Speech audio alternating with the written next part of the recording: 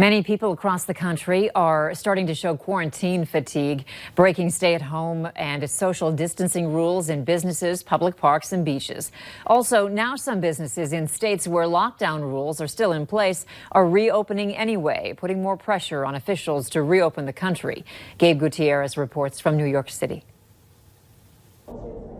As more of the country lifts restrictions, the calls for states to reopen are growing louder. From Nevada to Maine, California to Maryland. Sadly, we had far more people die yesterday in Maryland than we had protesters. The lack of social distancing by protesters is concerning health experts.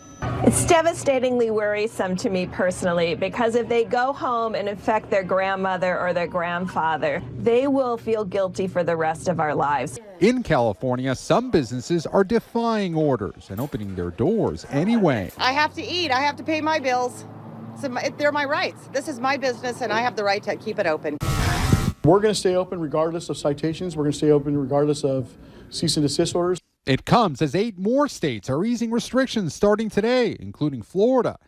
But in Clearwater, where hundreds of spring breakers force beaches to close, some residents are worried about reopening too quickly. I just think that people who are coming out here may not be so respectful of health and needs of other people, and it does concern me. Warmer weather across the country is now putting social distancing rules to the test. I've been waiting for this a long time. I haven't been out the house in over a month. In New York City, 1,000 police officers patrolled busy parks. In neighboring New Jersey, golf courses and state parks reopened, seemingly just in time. It's a beautiful day. I think it's definitely good out here, as long as you have a mask. With the stay-at-home order lifted in Georgia, social distancing was hard to spot at this park in Atlanta. A similar concern in Texas, where beaches reopened Friday. I have not seen a lot of use of masks, and there are certain areas and certain times of day and certain places where it doesn't seem like social distancing is even a thing. Officials say the emergency field hospital in New York's Central Park is set to start winding down later today, and it will stop taking new patients. But the city's stay-at-home order is very much still in effect.